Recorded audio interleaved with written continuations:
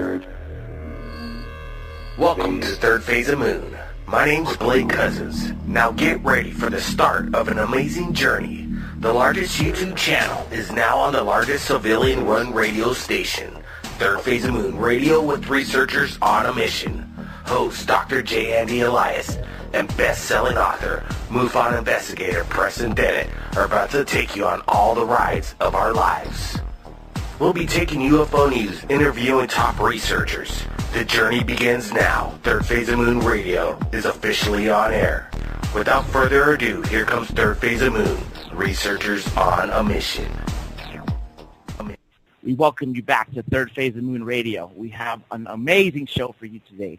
Back, we have Yvonne Smith, the world-renowned hypnotherapist who has helped literally hundreds of people deal with the trauma associated with alien abduction. Ms. Smith, how are you? I'm good, John. Thank you for having me on the show. It's always a pleasure to have you because you are really one of the largest researchers in this field, and you have paved the way for so many people following your path. And the people that you've been helping, one of the prominent cases around the entire globe right here is the Thomas Reed case involving the entire family. And joining us today live, we have with us Thomas Reed. Mr. Reed, how are you this evening? Oh, very good. Thanks for having me on.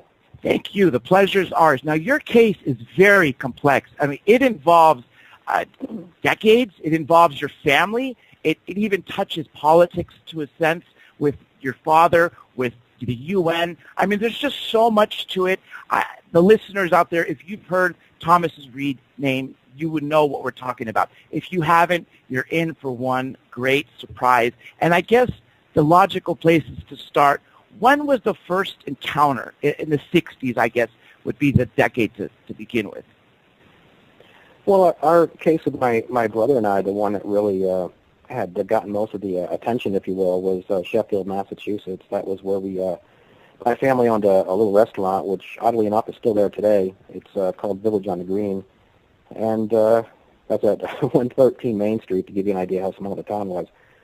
And we had, or my parents, mother, had a horse farm. And it was a pretty good-sized house once she bought it. The house was actually called the Boardman Street House on Boardman Street. It was 80 acres or so, and she had horses and that sort of thing. And, yeah, we had, over about a 4-year span, we had 3 accounts that were witnessed by many, and 66, 67, and 1969. And it was later on given a Hynek rating indirectly over, via an account that took place at Juggin Resort. That was a lot of witnesses gave testimony, and it was given a Hynek rating, that sort of thing. And later on in the 80s, it was investigated again by attorney Robert Bleckman, who, oddly enough, organized a symposium at the United Nations with the help of Mohammed Ramadan, who was head of the Parapsychology Society within the United Nations. And a lot of people were there. Stan Friedman was there, Linda Morton Howe, quite a few. And our case was kind of mentioned on the backside of that due to my father's pillar standing, if you will. And so that was really the earlier part of it. And to be honest with you, a lot of it we really kind of thought just went by the wayside. And then in 2009, my brother had an account. We kind of both did 40 years later. And that really refueled everything and caused a lot of people to look into it. In your accounts, did you have conscious recall of the events, or did you require hypnotic regression to acquire the memories or to get them back? Well, to be honest with you, I actually took my horse a day or so after the experience that we had on the farm, and I actually rode up to where I had remembered, if you will, or recalled where this took place, maybe a few days earlier. Maybe it could have been a week earlier. I don't know. I was pretty young. I was like 7. And I found this large rock that I remembered seeing and this wishbone tree, and I found the spot where this was, and I had never been there before consciously. So this was just within a week, I knew where it was. I knew where it happened. I mean, this has all been conscious recall. My brother and mother and even my grandmother and I and my stepfather, Howard, we talked about this our whole lives, and we just were tight-lipped about it because my father actually ran for office. He was actually ran the Democratic ticket. He was backed by Senator Christopher Dodd. I've had coffee at the governor's mansion to give you an idea why we didn't talk about this kind of thing. And then after my father's passing in 2006, I just felt it was time. And then, of course, with my brother's case, and which really got a lot of press, it was just the time to go forward with it. And if nothing else, to kind of pay it forward to my father for stepping out and trying to do something on his end. You know, something. He had a voice, so he would have been able to really get it out and get people listening. So. But no, I really, to be honest with you, Yvonne was at my house last week, if she wants to comment on it. And that was really the first time that I really gave it a shot, this regression thing. And I really wasn't sure it would work. I'm one of those people that just, I just was hesitant about it, I guess, for my own, I was nervous about it. Maybe I didn't want to remember it. I don't know. It was just a funny feeling I had. And I think she was pretty patient with me. But I actually went down a road. Oddly enough, I remembered something I never recalled before, and it was really bothered me. She'll probably comment on it, but well, one thing I want to throw up for everybody out there is that you, Thomas Reed, you have had every reason not to tell the story, but you told it because you wanted the truth to get out there and people who had similar experiences to be able to relate. Correct? You didn't have a motive. You didn't want to sell a book. You didn't want your father to tarnish your career any way. You had every reason not to say it, but you wanted it for the reason of helping people and for the truth. Well, the truth is exactly that. Just to touch on this, our case actually was mentioned on the backside in 1992 on October 2nd at the United Nations, and my father was actually killed on the same day, 14 years later after voicing the book project. And Robert Bleckman also passed about a year later, and our doctor died 8 weeks after going public. So, if anything, I'm speaking out because my brother and I feel that my father deserves that. My father deserves us to go forward and try to finish what he started. That is really the bottom line. As far as the truth being told, yeah, I think that's really important. Unfortunately, I don't think enough people listen. I think that it's, shows like yours and others that are trying to get attention to this, and for the right reasons. I commend you. That's what we're trying to do as well. But I lost my father over it, and that's really the driving force behind what I do. Well, if you're touching one person out there, and we're a part of that, that's what our goal is. Ultimately, we want more than one person out there, but if anybody out there is listening, tune in if you've shared such an experience, because listen to what this man has to say. It's very profound. The experience he's gone through has shaped him. And the next thing I want to get to with Yvonne, as we bring you in to comment on this, Yvonne has helped several people through her organization, Zero International, Close Encounters Research Organization. But now I want to direct this back to Thomas Reed and Yvonne with your experiences with him. I wanted two questions. Yvonne, first, conscious recall. This is not something that's very common in alien abduction, right? And for Mr. Reed to have it sets him apart from several other cases. And the next thing I wanted you to comment on and tell us about is walk us through the hypnosis that you went through with Mr. Reed this last week. Well, actually, conscious recall is pretty common among experiencers. They don't walk away from it with a completely blank mind. The purpose, they'll have some bits and pieces of memory, and it just depends on some will have more conscious memory than others. But the subconscious mind job is to protect us when we go through a trauma, so it will block out portions of the event. But this is what brings people like Tom to me, because they know something very strange happened. They're not sure, but they also know that, especially in Tom's case, when we have the multiple witness abduction cases, the family members begin to talk among themselves and ask each other, do you remember, such and such?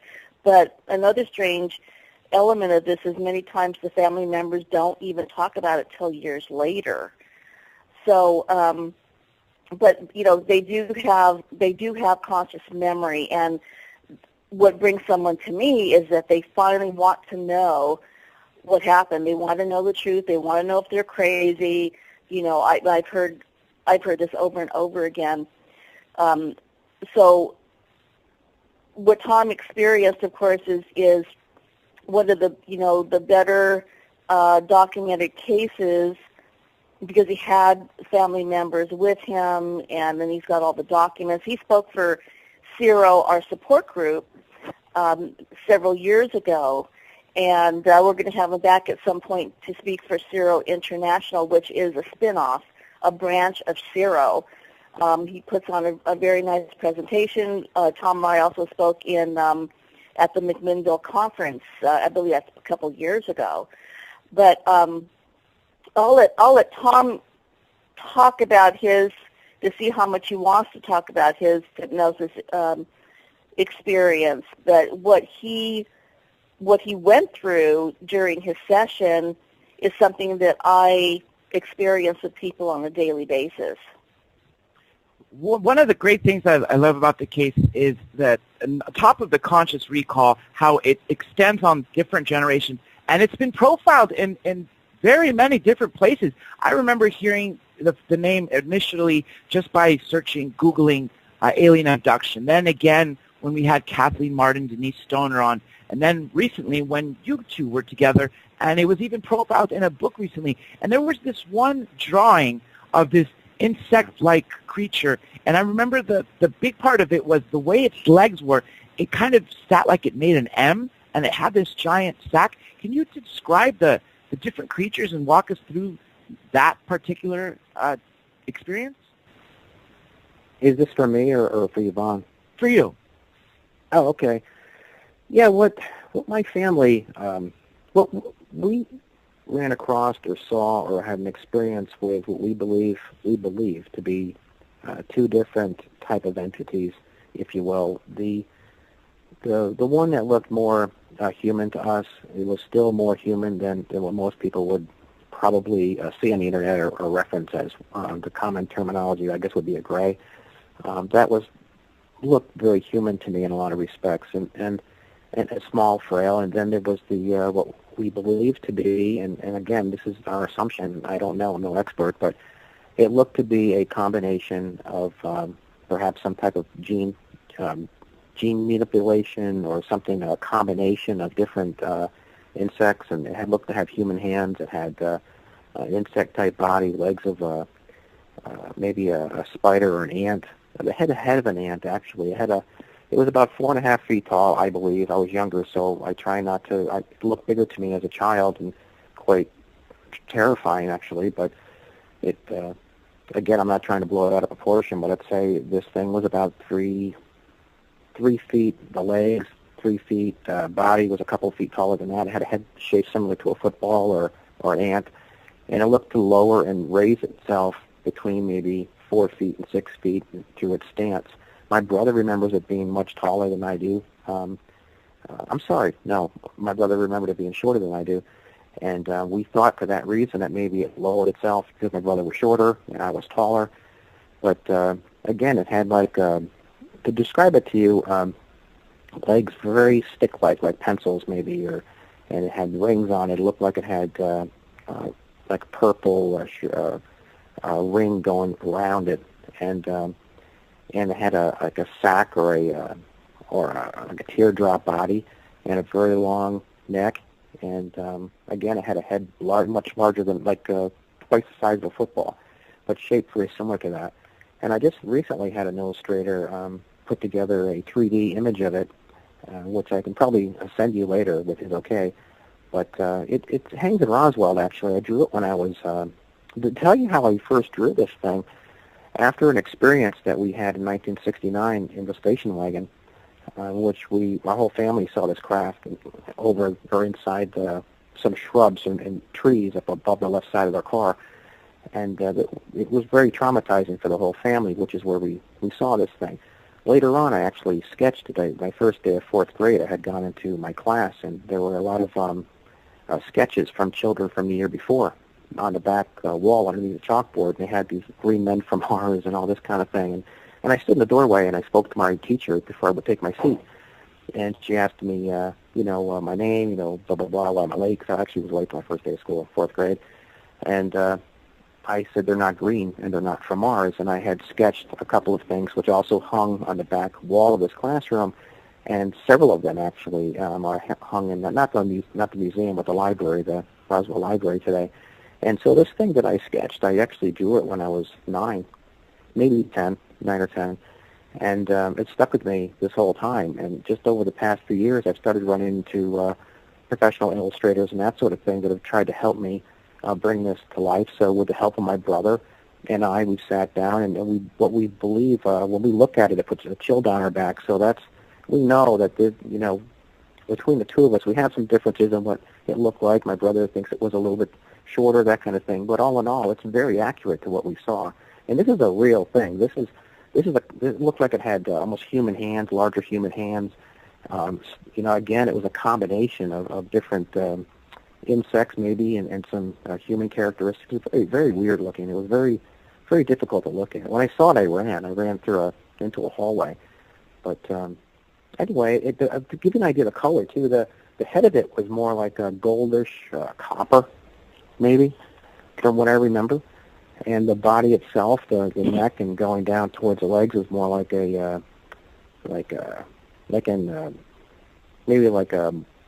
off-white, a dirty and black white with purplish rings on it. How many different species were on board? You said there was 2, right? How many of this insect-like were there versus how many of the grays were on during that experience? I mean, did this seem to be like the one in charge? I couldn't really tell you that. I can tell you the scenario. I was in a room. Actually, I was in a large open bay area. It was probably the size of 4 football fields. When I looked ahead of me, it was all basically just empty and black. At least it felt that way to me. I saw a light ahead of me.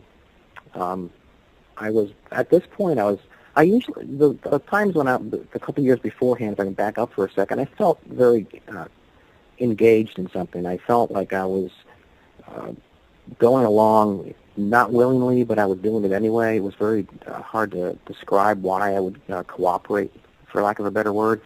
And this, I was very, very clear-minded. I wasn't, whatever this was that had taken, I used to think that there was, I still do, think that there's a low-frequency ELF that kind of puts you in type of a state, and you're kind of controlled through that.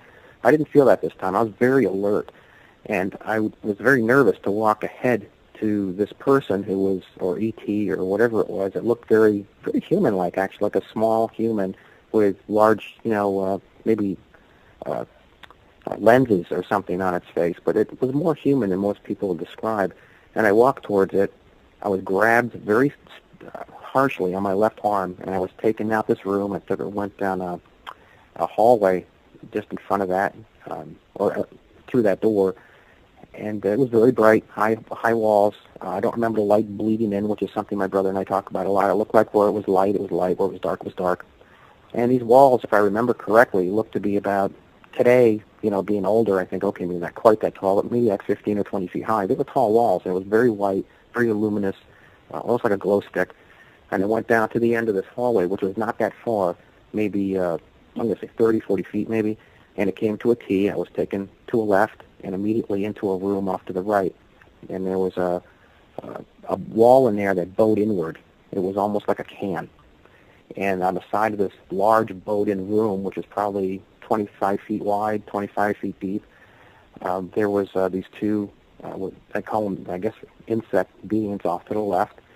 And they were in this little pocket area, and they were staring at a wall. They were just within feet of it, just looking directly into whatever it was they were doing. And they seemed to be very occupied in this screen that might have been into this wall. I don't remember any of that. I don't know what they were staring at, but there were 2 of them side by side. And I was towards the back of this room, and behind me there was a figure which was more, I guess I'll use the word gray because that's really what people reference them as. And then towards the bottom of this table that I was actually sitting on, it was low. I wasn't lying on it at this point. I was sitting on it. And there were a couple at the foot of this table near the wall, maybe 10 feet from me. And when this thing had turned around, this insect, whatever it is, had turned its head, instead of running out to the left, which is where I came in, I actually took a longer route away from everyone, and I ran up the right side of this pocket, which where it bowed inward, and I ran into a hallway. And it was huge. It was you had 3 intersecting halls into this large circular room or a circular hallway. And it, when I say huge, I mean, when I ran into this thing, it was like running into a basketball court with no bleachers. I mean, it was that big. You could drive cars to this thing. And there were 2 hallways that almost formed a Y. To my right, on the same side of this hallway as I was, there was a hallway that went out, which you could, it was like 2 car lengths wide, and then the same thing off to my right, off to the right side, and then off to my left, it was like a 4-lane highway. And this whole room actually bowed outward in between these other adjoining hallways. It was huge. And I was immediately taken back in because I didn't know where to go. I heard voices, though. I heard my mother. I believe I heard my mother. My mother said she was yelling out, and I heard voices, so maybe I want to remember it as being her, but for my sake of mind, I believe that to have been her. And I was taken back into this room, and I was placed on this table.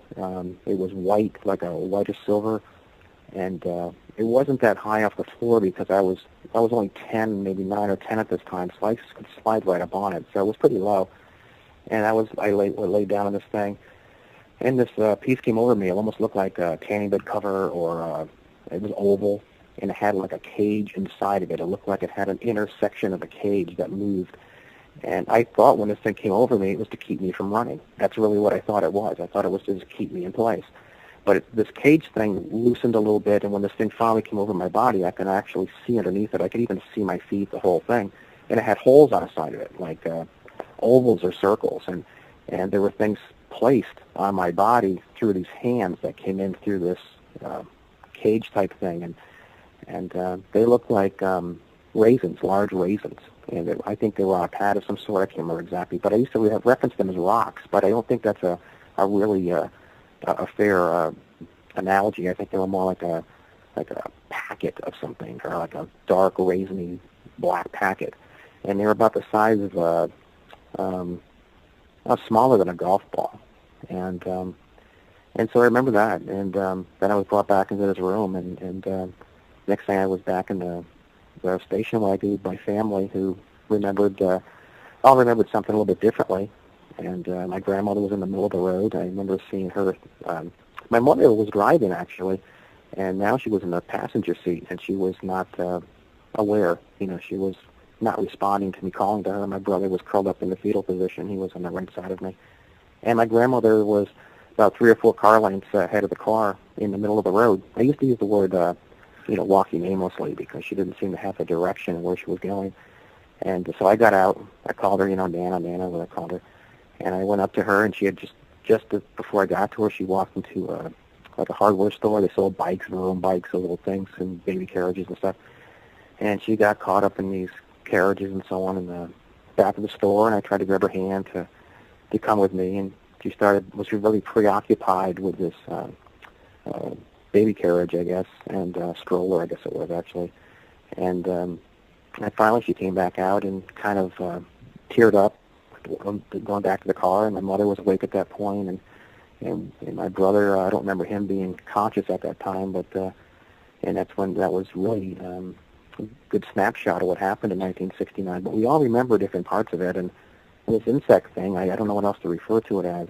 I guess that's the best way to word it, but my brother remembers it vividly, and as I do. We just remember it a little bit differently, but we're going to have differences, but for the most part, we think we've nailed it with this with the sketch that we have. I mean, it's as close as we can come. I mean, it's a combination of his thoughts and feelings and mine, and we think we have a very good image of a real life insect type creature that not many people have seen, I don't think. But then again, I get a lot of emails from people that say that's what I saw, but so maybe it will help. Maybe it will help bring other people to discuss, experiences that they've had with a similar type of a being, if you will. Well, that sketch you have is very eerie, and I'm sure all people will be able to find it. We'll be talking about that right when we get back to some break, as well as much, much more with Yvonne Smith and Thomas Reed. Everybody stay tuned. Right back.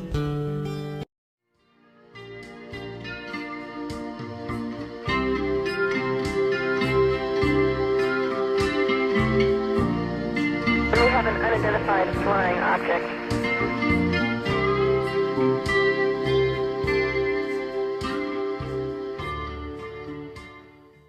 Third